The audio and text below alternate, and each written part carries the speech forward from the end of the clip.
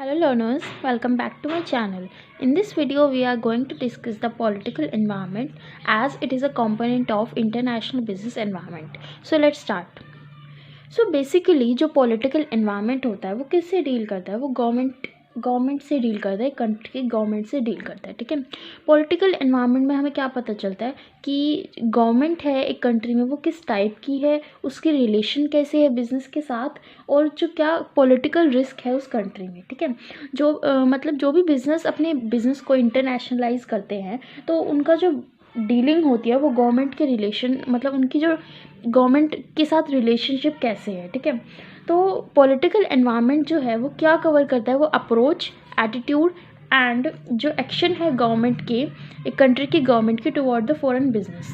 मतलब कि जो गवर्नमेंट है उसकी क्या अप्रोच है, क्या एटीट्यूड है टुवर्ड्स द फॉरेन बिजनेस। ठीक है, तो जो रिस्पेक्टिव कंट्री है उसकी गवर्नमेंट के। ठीक है, so political environment refers to the factor और influence of the system of government and judiciary in a nation on international business. ठीक है, इंटरनेशनल बिजनेस पे क्या क्या फैक्टर्स है जो गवर्नमेंट सेक्टर के हैं, ठीक है, जो इन्फ्लुएंस करते हैं इंटरनेशनल बिजनेस को।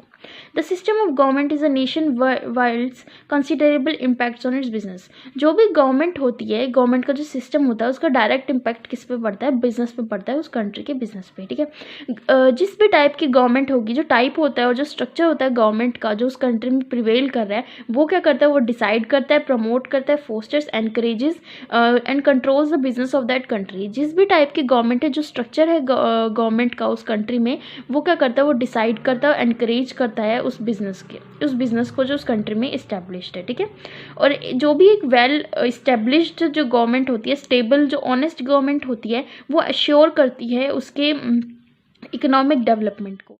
All business firms are directly affected to a greater or lesser degree by the system of the government and its program.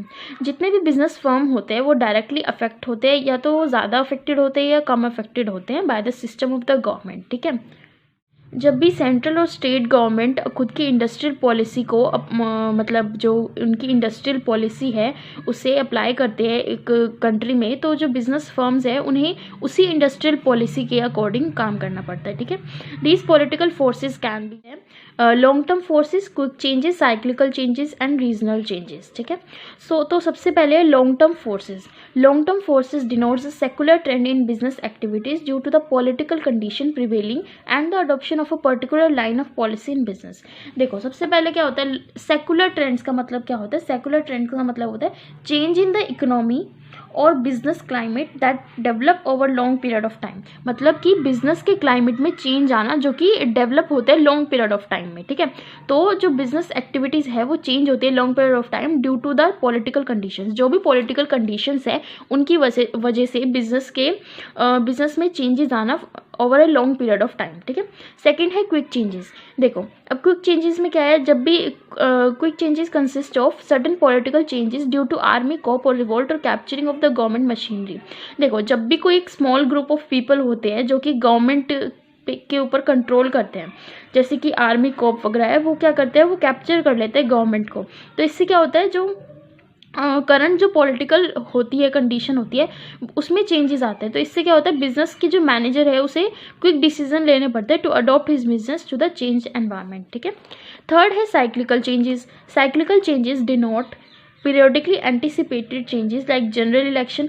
जब भी एक कंट्री में जनरल इलेक्शंस होते हैं तो टाइम टू टाइम हर मतलब कुछ 5 सालों में, जैसे इंडिया में गवर्नमेंट चेंज होती है, तो इससे क्या होता है, न्यू गवर्नमेंट आती है, उनके न्यू प्लान्स और प्रोग्राम्स होते हैं as well as priority by the new government. जो उनके न्यू और प्लान्स और प्रोग्राम होते हैं उससे बिजनेस अफेक्ट होता है।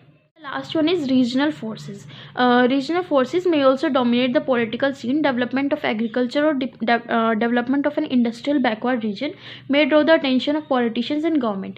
देखो, जो अगर देखो डेवलपमेंट हो रहा है एग्रीकल्चर का और डेवलपमेंट हो रहा है इंडस्ट्रियल जो बैकवर्ड रीजन्स में है, तो ये क्या करता है, वो गवर्नमेंट का अटेंशन ड्रॉ करती है। ठीक है, गवर्नमेंट का और पॉलिटिशियंस का। As a result special legislations और policies will be frame to help the backward regions. तो इससे क्या होगा, जो स्पेशल कुछ पॉलिसीज है फ्रेम की जाएंगी जिससे कि बैकवर्ड रीजन्स की हेल्प हो सके। ठीक है, in such changes the business has to adopt itself by studying and estimating the risk and danger involved in taking decision. Okay, now political environment के ना कुछ बेसिक कंपोनेंट्स होते हैं, ठीक है। तो उसमें सबसे पहला कंपोनेंट है पॉलिटिकल एनवायरनमेंट का, वो है पॉलिटिकल सिस्टम, ठीक है। There are two important system in existence all over the world. All over the world ना दो इम्पोर्टेंट सिस्टम है पॉलिटिकल सिस्टम, ठीक है। दीज टू सिस्टम में either help or hinder international business. The two basic political system are democracy and totalitarianism, ठीक है। ये दो जो है ना, ये बेसिक पॉलिटिकल सिस्टम्स हैं।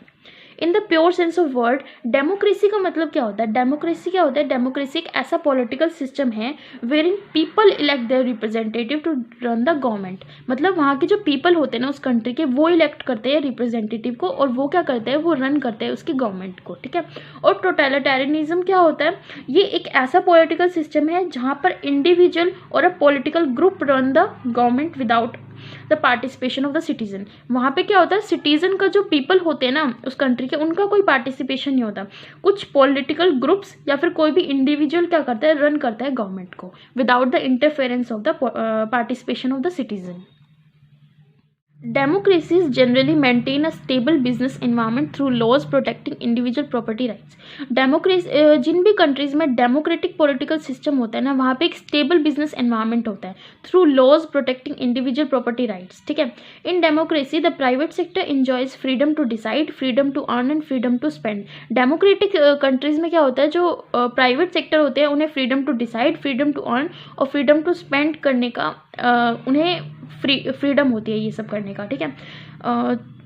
But in practice free markets, property rights and democracies do not guarantee economic growth. पर ज़रूरी नहीं है कि अगर फ्री मार्केट्स है, फ्री डिसीजन लेने में उन्हें फ्रीडम है तो इससे इकोनॉमिक ग्रोथ होगी। इसका एक एग्जाम्पल है India. India is suppose to be the largest democracy and adult franchise was extended right from the days of freedom. जैसे ही इंडिया में फ्रीडम आई थी तो इंडिया क्या थी? एक लार्जेस्ट डेमोक्रेटिक कंट्री थी, yet it experienced very low economic growth till recent, ठीक है। जिन कंट्रीज में टोटलिटेरियनिज्म है, yet it meanwhile countries under near totalitarian regimes achieved rapid economic progress. मतलब जिन कंट्रीज में टोटलिटेरियनिज्म पॉलिटिकल सिस्टम है उनकी रैपिड ग्रोथ हुई है इकोनॉमिक की, ठीक है। The so called Asian tigers, Hong Kong, Singapore, south Korea for example build strong market economies in the absence of democratic practices. In countries में डेमोक्रेटिक प्रैक्टिसेस नहीं थी, येट उनकी जो इकोनॉमिक की ग्रोथ है वो रैपिड हुई है। Now we will see the problems in carrying on international business in the totalitarian country, ठीक है। In carrying on business by MNCs in the totalitarian country, there may be some benefits as well as risk. उन्हें कुछ benefits भी होते हैं और risk भी होते हैं, ठीक है। One positive aspect is that MNCs need to worry about any opposition to their activities from rival political parties. हमने पढ़ा है कि totalitarian countries क्या होती है? जहाँ पर एक पर्टिकुलर जो पॉलिटिकल ग्रुप होता है वो रूल करता है कंट्री को, ठीक है। तो जो राइवल पॉलिटिकल पार्टी होगी वो उन एमएनसीज के लिए एक प्रॉब्लम क्रिएट कर सकता है। बट अगर जो एमएनसीज है वो कॉम्प्रोमाइज़ कर लेती है पॉलिटिकल डिक्टेटर्स के साथ, तो उन्हें क्या होता है? उन्हें कोई प्रॉब्लम नहीं होती है अपने बिजनेस को कैरी करने में, वो अपने बिजनेस को स्मूथली कैरी कर सकते हैं। पर इसकी एक नेगेटिव साइड है, वो ज़्यादा रिस्की है, क्योंकि उन्हें ना जो एमएनसीज है उन्हें गवर्नमेंट ऑफिशियल्स को रिश्वत देनी पड़ती है, ठीक है, अपने बिजनेस को कैरी करने के लिए, अपने बिजनेस को इंटरनेशनलाइज करने के लिए। और अगर उन्होंने if refusal to pay could result in loss of market access and even forfeiture of investment in the country. अगर ऐसा नहीं होगा तो उन्हें मार्केट एक्सेस में लॉस होगा और forfeiture of investment in the country, ठीक है। Now political risk in running international business in democracies. जिन कंट्रीज में डेमोक्रेटिक पॉलिटिकल सिस्टम है उन कंट्रीज को क्या पॉलिटिकल रिस्क फेस करने पड़ते हैं in running international business? We have studied about the risk faced by MNC in totalitarian states. This should not lead us to conclude that running MNC will be all rosy in democracies. हमने देखा है कि MNCs को totalitarian states में क्या क्या difficulties face करने पड़ते हैं, क्या क्या रिस्क फेस करने पड़ते हैं, बट ऐसा नहीं है कि MNCs जो डेमोक्रेटिक कंट्रीज़ हैं उनमें अच्छे से आसानी से अपने बिजनेस को इंटरनेशनली कर सकती है, ठीक है। As theoretically these governments are said to be by the people, of the people and for the people. In reality this may not be so. For business firms to run their business in a foreign country, it should have a fairly higher level of economic development. जिन business को अपने firm को run करना है international foreign countries में, तो उन business कि उन बिजनेस की higher level of economic development होनी चाहिए एंड ऑल्सो पॉलिटिकल स्टेबिलिटी, ठीक है। In the absence of these two, अगर उसमें इकोनॉमिक डेवलपमेंट नहीं होगी उस बिजनेस में और पॉलिटिकल स्टेबिलिटी नहीं होगी, अगर इन दोनों चीज़ों की एब्सेंस होगी, it would be rather very difficult to run the business, तो वो बहुत ज़्यादा डिफिकल्ट होगा उस बिजनेस को रन करना। Countries having a fair level of economic development may not be politically stable and a country having stable government need not necessarily be having a higher level of economic development। कुछ countries है जिनमें economic development होगी, fair level होगा economic development का, but उसमें political system जो है वो स्टेबल नहीं होगा। पर कुछ कंट्रीज़ है जिनमें स्टेबल गवर्नमेंट होगी पर वहाँ पे higher level of economic development नहीं होगा। In both cases the MNC will find the situation very difficult to operate due to uncertainties. MNCs face political risk as and when there are changes in government। MNC को political risk face करने पड़ता है as when there are changes in the government due to change in political parties। जैसे ही political parties change होती है तो MNCs को political risk face करने पड़ते हैं और जब political parties change होगी तो उनके साथ साथ उनकी policies भी change होती है। Risk are faced due to host government actions like concification, expropriation, nationalization, domestication and creeping expropriation। कॉन्सिफिकेशन क्या होता है? Confiscation is a process of nationalisation of a property without compensation. जब भी होस्ट जो कंट्री होती है वो फॉरेन कंट्रीज़ की जो प्रॉपर्टीज़ होती है उनको नेशनलाइज कर लेती है, मतलब उन पे खुद का हक जमा लेती है विदाउट एनी कंपनसेशन, ठीक है। इसका एक एग्जाम्पल है चाइनीज़ गवर्नमेंट का। Chinese government seizure of US property in 1949। Chinese government ने सीज कर ली थी यूएस प्रॉपर्टी को 1949 में when Chinese Communist Party took power is an example of confiscation, ठीक है। नेक्स्ट है एक्सप्रोप्राइएशन।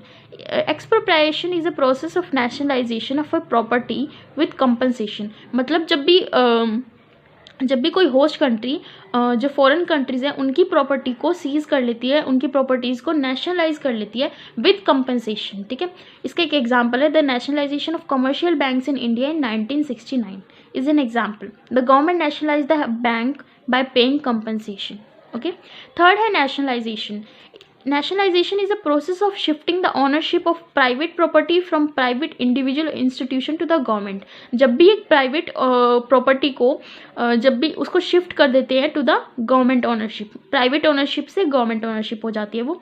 इसका एग्जांपल है Burma nationalised entire foreign trade, Poland and सीजेक communist nationalised 100% of their economy, okay. Fourth है domestication. In this foreign business firm relinquish control and ownership in favor of domestic investors either partly or fully।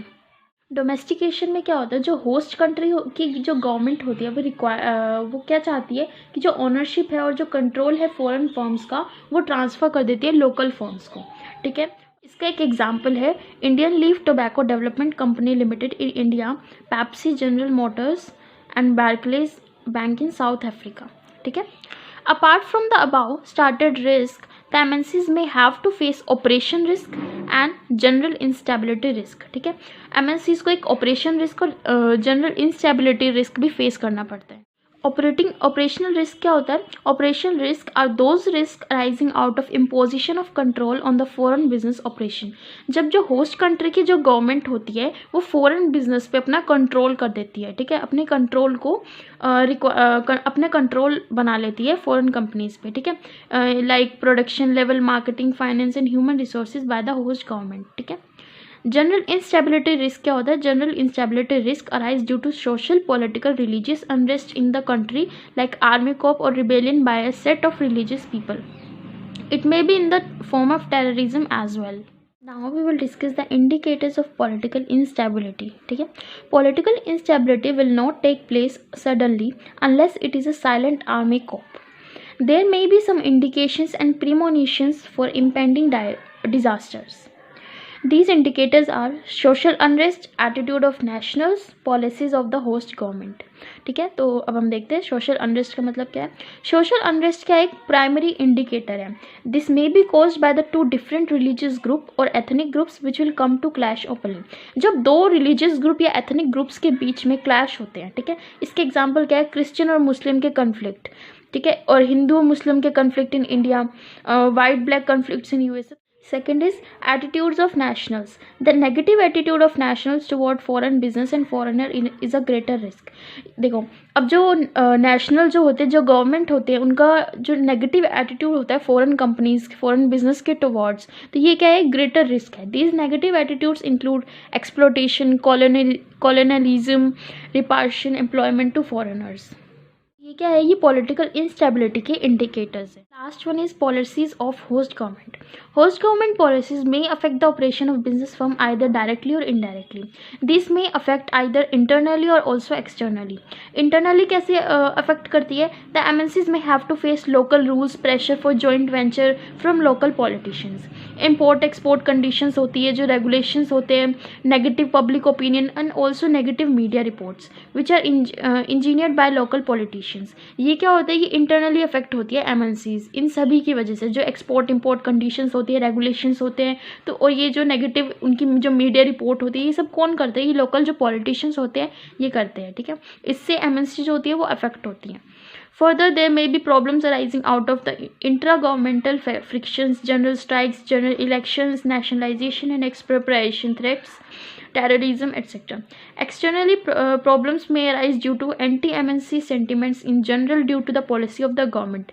जो government की policies होती है उसकी वजह से भी प्रॉब्लम अराइज होती है एमएनसीज को. ठीक है, border Wars, external debt and price fluctuation and inflation. Now we will discuss the impact of political risk on MNCs. Political risk affect different firms in different ways and the impact will not be same or uniform in all the cases of MNCs. Political risk जो होते हैं वो different firms को different ways में affect करते हैं. ठीक है, सभी MNCs के केस में वो same नहीं होता है. ठीक है, it can threaten the market of an exporter or it may affect the production possibility of a manufacturer. ये एक एक्सपोर्टर को भी अफेक्ट कर सकते हैं या फिर एक मैन्युफैक्चरर को भी अफेक्ट कर सकते हैं जो प्रोडक्शन कर रहे हैं. ठीक है, और it may hinder repatriation of profits of a firm और the nature of risk which will be such that it may affect the profit of the business in a long run. ये जो political risk होते हैं ये business के profit को भी affect करता है. ठीक है, in the impact of political risk there are two types, macro political risk and micro political risk. Macro political risk कौन से होते हैं? Macro political risk affect all international business in the same way. जो macro political risk होते हैं ना, ये सारे इंटरनेशनल बिजनेस को सेम वे में अफेक्ट करते हैं. एज जो माइक्रो पॉलिटिकल रिस्क है वो अफेक्ट करते हैं स्पेसिफिक फॉरेन बिजनेस को. ठीक है, micro risk include industry regulation, taxes, threats of kidnapping bye terrorist etcetera. ठीक है, there are some macro political risk and their impact on international business. Okay, so the first one is barrier to repatriation of profits. Repatriation of profits का मतलब क्या होता है? जब भी एक कंट्री फॉरेन कंट्री की करेंसी को खुद की कंट्री की करेंसी में कन्वर्ट कराती है, तो इसमें क्या बैरियर्स होते हैं, इसके क्या इम्पैक्ट पड़ता है? No motivation to improve efficiency. इसमें क्या होता है, मोटिवेशन नहीं मिलता है कंट्रीज़ को to improve efficiency. Second is confiscation of properties. Confiscation का मतलब हमने पढ़ा था कि जब भी कोई होस्ट कंट्री दूसरी फॉरेन कंट्री की जो असेट्स होती है उनको कंट्रोल कर लेते हैं विदाउट एनी कंपनसेशन. ठीक है, तो इससे क्या होता है, लॉस ऑफ एसेट्स होता है और फ्यूचर प्रॉफिट्स भी लॉस हो जाते हैं. ठीक है, थर्ड है loss of technology and other intellectual property. इससे लॉस ऑफ फ्यूचर प्रॉफिट्स होता है, इसका इम्पैक्ट होता है लॉस ऑफ फ्यूचर प्रॉफिट्स पे.